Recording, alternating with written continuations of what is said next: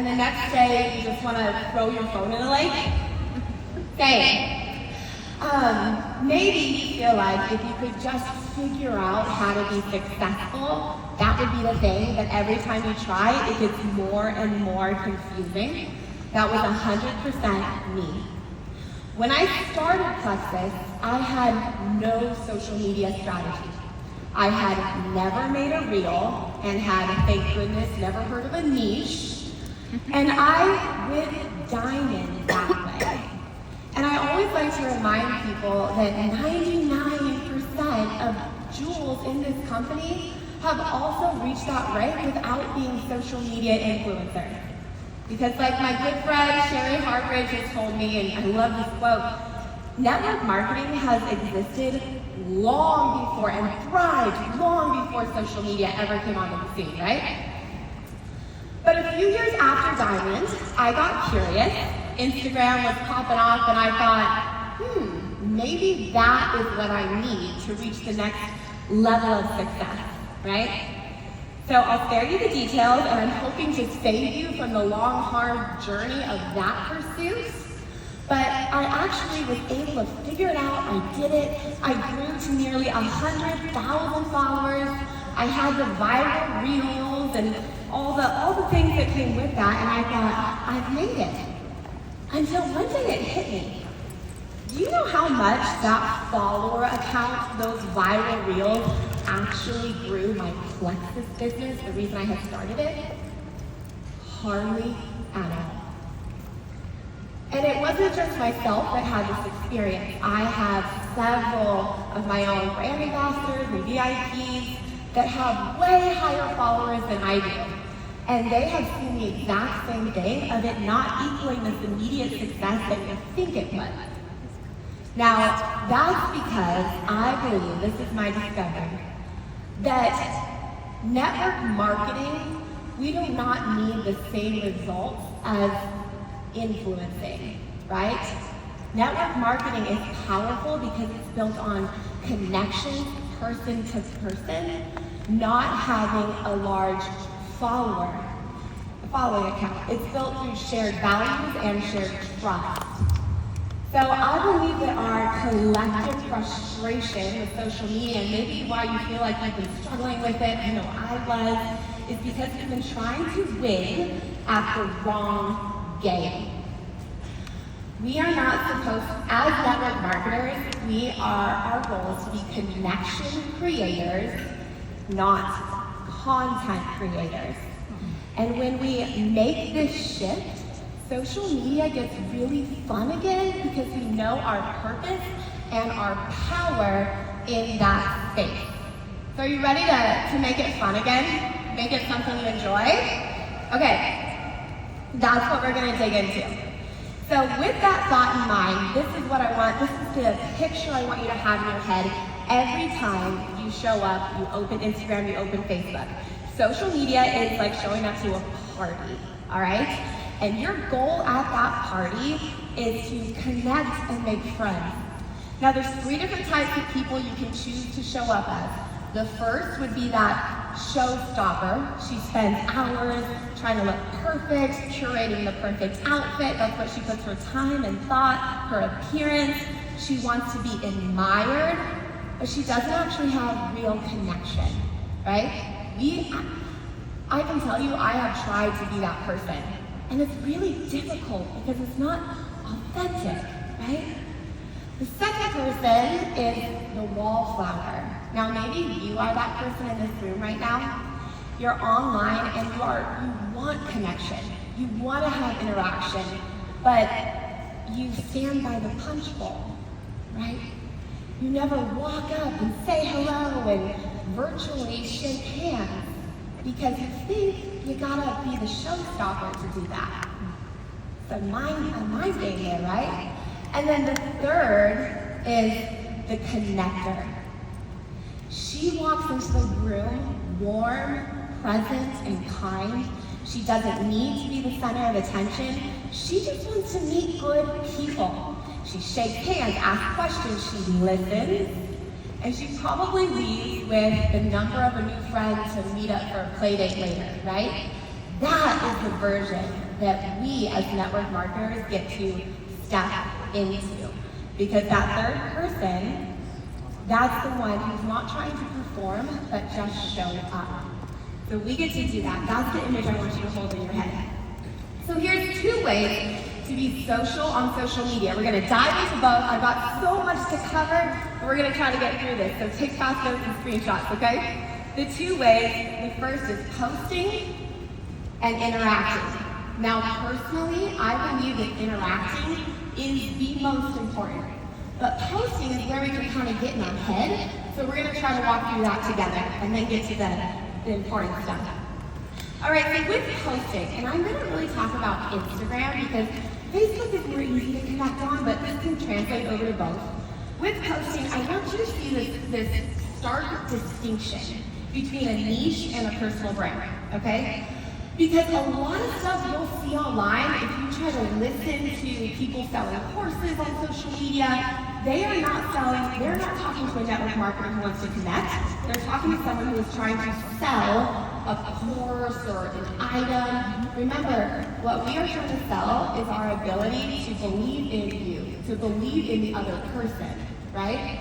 So that means we need to put ourselves out and to have a personal brand.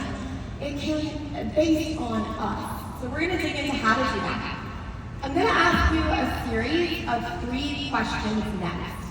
And we're not gonna spend long on this by design because I want you to write down the first thing that comes to mind, okay? Watch your friends next to you. If they're overthinking it, stop them. All right, here we go.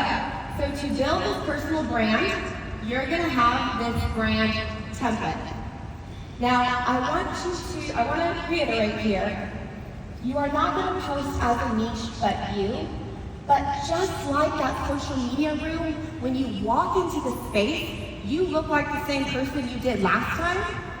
That's why you want to have a strong brand pillar form so that you can always be looking like virtually the same person every time someone comes across your content. Right? Okay, so we're gonna dig in. Here's your 3 questions. Number 1, the first pillar of this foundation, of this template. What is your role or identity? Now this is the thing, the first thing that comes to mind when someone says, so tell me about yourself. Now for some of us, you might say, oh, I'm a stay-at-home mom, I've got 4 kiddos, that would be me. Now maybe there's some people in this room, you are a mom, but maybe you're mom of older kids, and so that's not how you would introduce yourself. Maybe you would say, well, I'm a health and fitness coach. So what is the first thing that comes to your mind when you're asked that question? Second pillar is your lifestyle or your interest. So this is how you fill your day, how you show up. What are your hobbies? What are the things you enjoy that you are around all the time? So for me, that would be cows. Now that might sound silly and ridiculous, but I've somehow built this brand around cows to where a lot of you will send me cow reels and cow photos because they make you think of me. But that helps you know something about me, which makes me more familiar to you, right? So what are your things that fill your day? The third is your tone. Now I want to pause here for a second because I think this is where we can start to compare ourselves to others and lose our authenticity, okay?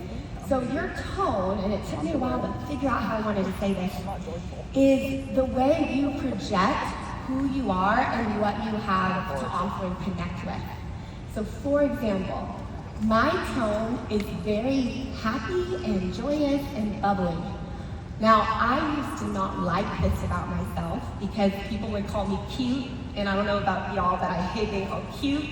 It makes me feel like they're little girl, and I was told that all my life. And so I would try to project something that wasn't really me until I started owning, like, that's how the Lord made me. I'm cute and bubbly, that's okay, right? Whereas my mom, Diamond Ambassador, Lori Bradford, yes, she's amazing. Wouldn't be here without her. Thank you for being the one. She is really knowledgeable about health. She's an educator, right? Her tone is very authoritative. Like when she speaks, you want to listen because you know she's gonna give you some amazing health knowledge, right? So that's her tone. So I shouldn't try to be her, she shouldn't try to be me.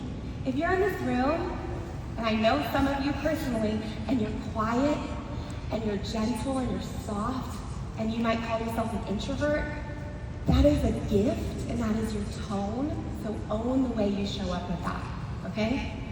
All right. So we're gonna pull this all in, take a quick screenshot, and you're gonna make your brand statement. Once again, not a niche, but how you know to show up online. A brand statement. I am, fill in your identity, who can often be found, the things that you love or do, and I show up with gentleness. I show up with authority. I show up with education. I show up with joy. What is the way you show up to help others? Now this message part, this can get a little tricky, but I want you to think, when your friends are talking about you and they say, yeah, she's a stay-at-home mom, she shows up like she's so happy, she loves cows, and she's all about blank. What do they say you're all about? Because that's just this golden thread that ties all your posts together. It gives your posts a purpose that feels unified. So that's the goal of that. All right, so here's a few examples. I'm not gonna linger here, but if you wanna take a photo and take this back so you can kind of digest this and what your goal is here. And if you're not sure if you got it right, ask your best friend, right? They'll tell you. And if you're not sure what you bring, ask your best friend. They will tell you. Here's an example of mine. This is my brand statement example. We kind of went through it. Mama 4, farming, joy. And then I want to show up around building a strong, connected home. So all of my posting kind of has that vibe in it. At least that's the goal, right? And then the other thing about this is that your brand should be visible. And what I mean by that is that brand statement, if I spent a moment scrolling your feed, would I absorb that? Would I go to my mom's account and see someone who educates with health because she loves it and she's also really fit, right? Like, would I pick up on those tones? So that's what you're really wanting to project with that when you are posting. So I would encourage you to go take an evaluation. Look at your Instagram. Does it show that? Because that's the goal. All right, so with that visual, how to post. We're gonna get into this. You know what you're gonna post, that brand statement. It might feel a little fuzzy, but we're gonna dig into it. And now how you are going to post that. So you are going to share your life. This is the number one thing that I think in everything I post and share, and we'll tie it in. Share your life in a way that serves others. So what that, we're gonna dig into what it means, but visually, I want you to see these examples. Visually what that means is that when I come to your feed, it doesn't look like a photo album of just about your family. Because you gotta give them a reason to click follow so that you can start connecting. Now, we all know what this is. If I go to the feed and I just see selfies or pictures of their kids or what they ate for lunch, I'm like, okay, I don't know who she is, so why would I choose to follow?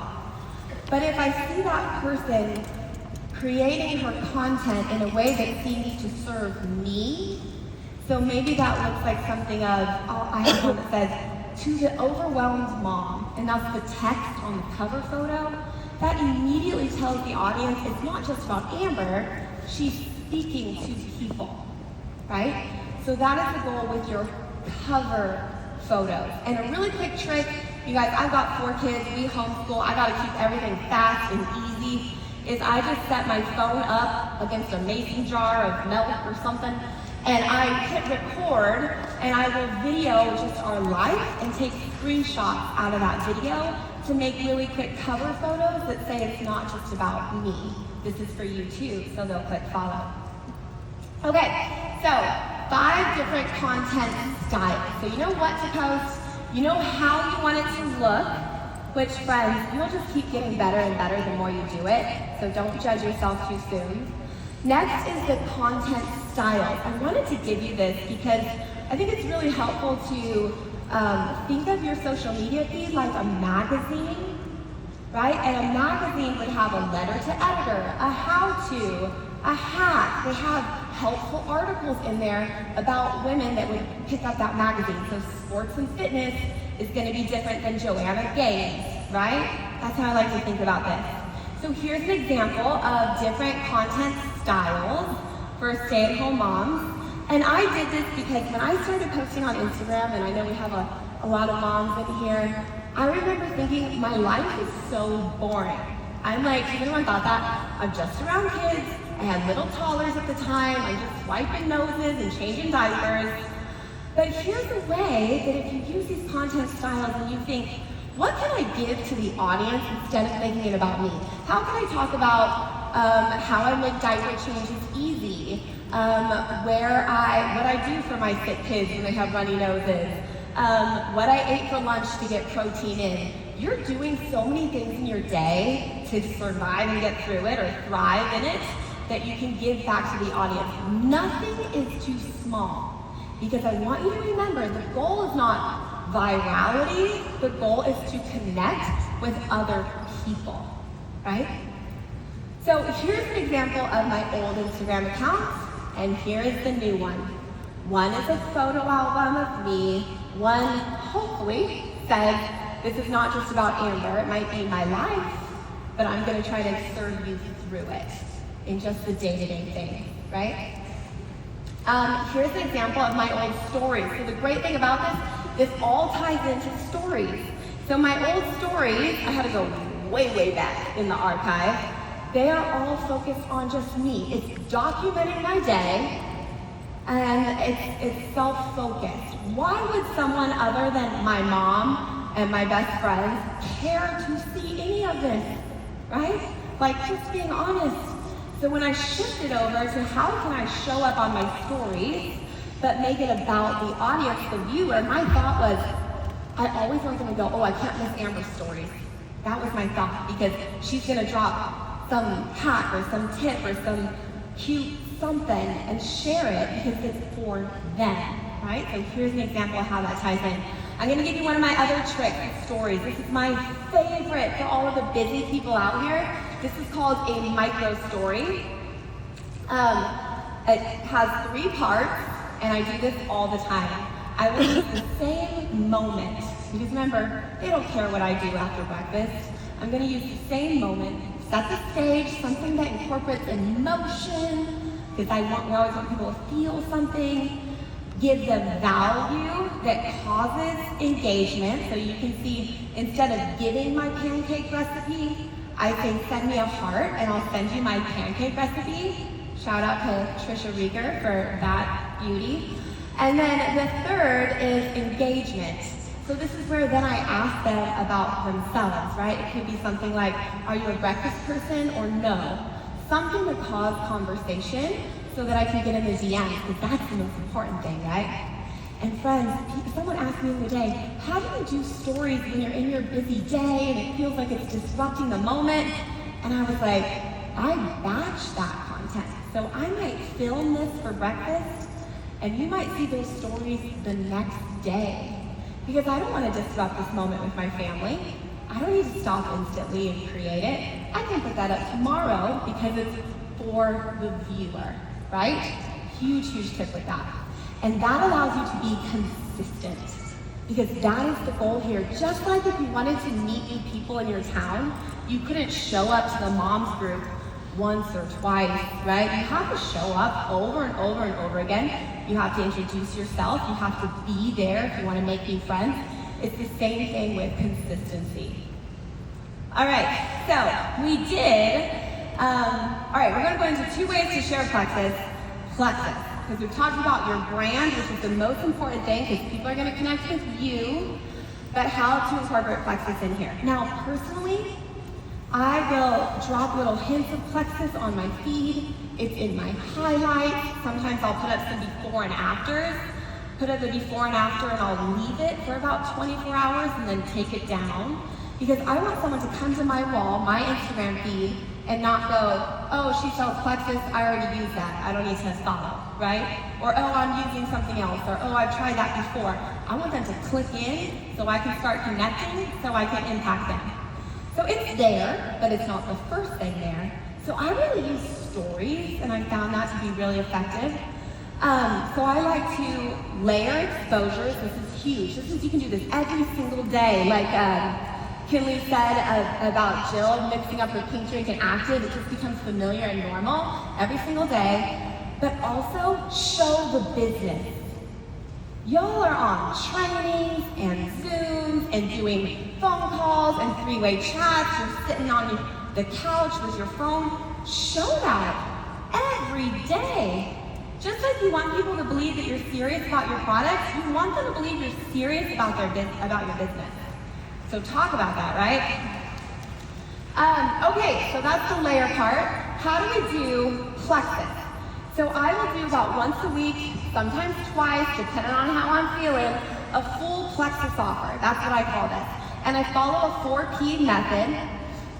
The first slide is going to start with a personal moment, because remember, I want them to go, oh, Amber, I like her. So it's going to be something with my kids, or just something personal. And then it goes into a problem. And I'm going to draw out a problem that speaks directly to them. So I'm going to say, do you feel, or do you think, with our skincare friends, do you feel dull? Does your skin feel this way? Do you wish you had more glow? Like so many things you do with skincare, right? And then you're gonna put real testimonies next, because we're visual people. If I do stories without testimonies, it's shocking to me the drastic. So put some testimonies on, and then the next is gonna be a poll where they can click in for more information. And I give them two options. Send me info, or I already love it. Those are the only two options, right? And that is how I do a full Plexus offer in multiple different ways, and it keeps it really simple and very effective. All right, so we did posting.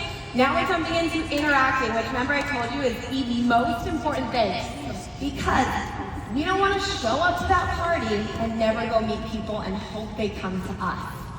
You are not, I really want to drive this home, you are not putting up that content so that you get 100,000 followers. You're not putting up that content so you go viral. You're putting up that content so you have a presence that other people can connect with, okay? So it's not being perfect, it's showing up. All right, so interacting, because this is the second piece. There's two main ways to interact. And by interact, I mean create conversation. Like actually get people to talk to you, which is the goal. You can, one, leave a well-written comment on other people's accounts. So if you ever notice when you see a post and you just click comments, we all do that, right? Like, let's see what other people are saying. Hit comments, and a comment will stand out to you if it's a couple sentences. That's like more than a heart emoji. Leave really good comments on accounts of people that you know your type of woman would also follow that person or engage with that person. I have had it before where I've just left a comment and had hundreds of people like the comment, and people come to my page and say, I found you from that comment you left on so-and-so. I actually talked to an Emerald in here today, and she said she's Brittany Howard's level 1, and that Brittany Howard, that this Emerald had left a comment on a post of an influencer type person, and Brittany had messaged her from the comment and said, you seem like a wise woman. Can I ask you what you think about such and such? And then she started following Brittany, and a couple months down the road, joined her in Plexus, and now she's Emerald, right? That's an example of the power of seeking interaction. All right, the second way is to find large accounts that your type of person would follow. So like I have a well-known Bible study account. There's a homeschool mom account that's really popular that has like hundreds of thousands of millions of followers. And I will go to that account, look at her most recent post, go to the comments section, and you're gonna look for well-written comments. That's the best. You know they're real chatty people. That's what we like. And then, do you see this highlighted circle ring around her face? That shows you that one, they have an active, a public profile, and two, they have stories up right then.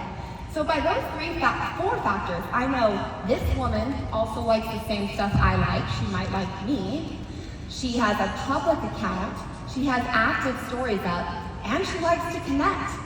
Perfect person to send a virtual nice to meet you message. So here's an example of what that looks like. Make it your own, don't copy and paste mine, but it's just a way to say, like Brittany did for her Emerald. I didn't even know this story till I met her in the hall. Just saying, hey, I saw you follow such and such, or you popped up on my Instagram feed. What are you? I'm a stay-at-home mom, and I spend my day, I have a farm. I'm working on building, because you're posting constantly, right? I'm working on building a hopefully helpful space for other mamas in that realm. And I want to make social media social again, so I thought I'd say hello and end with any kind of question. How long do you homeschool too? Have you done any of those Bible studies before? Any type of conversation, because once again, this is like showing up to the party and shaking hands and saying, tell me about yourself, I'm so-and-so. Now, you're gonna send probably 10 of those messages and get one response back. And that is normal. You're gonna send those messages, and one thing we noticed in our team and other teams is that it takes multiple days for people to get back to you, because maybe they just didn't see it or it went to the hidden folder. But continue to extend that handshake instead of saying, oh, it's not working. Keep working at it and you will get those results. Stories have proven this, right? So that's your virtual handshake. And when I shared this with some people, they said, okay, Amber, but then how do we move the conversation to Plexus? And I would encourage you to kind of step back and remember you're having this conversation to do what network marketers do best, to network. I want to bring all these women into my circle, and then if I have opportunity, and I will look for that opportunity that is natural, I say, hey, I could even make a direct offer. I'm not sure if you've seen any of my Plexus stories. I know we have shared values and so many things in common. I just wanted to take the time to offer info about it personally. It's really blessed my family. Just a genuine message, right? But after we connected a little bit, and by connection, I don't mean relationship. You're not looking to make a bunch of best friends, but just have rapport with someone to where they say, oh, Amber sent me a message. I know her. I've seen her stuff come across my feed. She messaged me once, right? That is enough. So with that, I want to round this all out because I'm hoping to leave you more clear on your social media checklist. Now, I gave this a lot of thought and really tried to put in what order was most important to least in what's going to grow your business. So first, when you open that phone, you're going to offer Plexus to current connections. Be brave, be bold. Remember my words, they don't need to be your best friend. They just need to know who you are and it not be really random, right? To land well and do them the service of them actually hearing your message. That's why you're doing this. So offer Plexus first, always. Follow up on past conversations, and then go start new ones with that virtual handshake message. Then you're gonna put up a piece of content. You saw how our messaging came behind the content, because that's just your backup. So that's you showing up to the party. And then lastly, go comment with intention on other people's content. So you see what we don't have on this list is scrolling. If you can take the challenge of 7 days, I'm not gonna scroll for 7 days. I know the big accounts I'm gonna go to find people to message. And scrolling also kills our creativity. There's no comparison trap like you get from scrolling social media. Because you're gonna have to remember, I'm not posting to go viral or have the most amazing reel. I'm posting to show up and network, right? And this is the way you do it. So to wrap this up, my hope is that you feel freed from the frustration that social media can or maybe has brought, and that together we can get back to doing what we do best, network and connecting with people, and making an impact on people's lives instead of trying to be impressive. And I said it today, it's valuing the one over the masses, right? So if you resonate with this is our new mission statement. We are the new wave of network marketers on social media. Our goal is not to go viral, not to post perfectly, but to be present, network, connect with real people daily. We're getting back to the heart of what we do in our industry, serving people and meeting needs. Thank you so much.